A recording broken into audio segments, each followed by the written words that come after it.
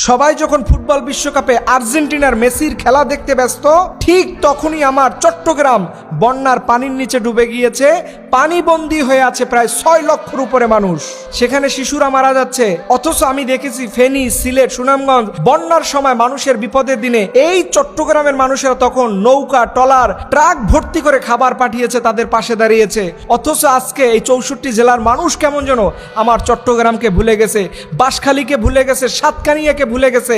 আমি বলবো চট্টগ্রামের এই বিপদের দিনে আপনার শায়েখ আহমদুল্লাহর আসুনা ফাউন্ডেশনে ডোনেট করা শুরু করুন, কারণ তারা অলরেডি চট্টগ্রামের এই বিপদগ্রস্ত মানুষের পাশে দাঁড়িয়েছে। তারা বন্যায় আক্রান্ত মানুষের জন্য ত্রাণ পাঠানো শুরু হয়েছে। আমি দেখেছি জামাত ইসলামের আমির অসুস্থ মানুষ হয়েও তিনি এই বন্যায় আক্রান্ত মানুষের বাড়ির পাশে ছুটে গিয়েছেন। অথচ আপনি চট্টগ্রামের ক্রান্তি লগ্নে বড় বড় দলের নেতাদেরকেও খুঁজে পাওয়া যায় না। এই সময় আমাদের রাজনীতি ভুলে গিয়ে এই বিপদগ্রস্ত মানুষের পাশে দাঁড়াতে হবে। এছাড়া আমাদের শায়েখ মুস্তাফিজুর রহমানী তিনিও বন্যায় আক্রান্ত মানুষের জন্য অলরেডি উদ্যোগ গ্রহণ করেছে। সারা বাংলাদেশে যারাই এই চট্টগ্রামের পাশে দাঁড়াবে, টাকা দিয়ে আর্থিকভাবে সহযোগিতা করুন।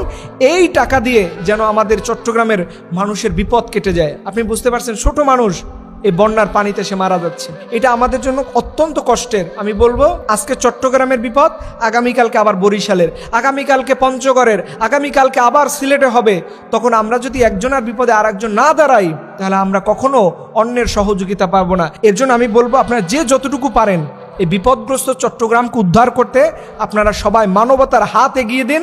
আল্লাহ রব্বুল আলমিনের কাছে দোয়া করি, রব্বুল আলমিন আপনি আমার চট্টগ্রামকে যাবতীয় বন্যার হাত থেকে হেফাজত করে এই মানুষদেরকে আল্লাহ আপনি নিরাপদ আশ্রয়ের ব্যবস্থা করে দেন। সবাই বলুন আমিন।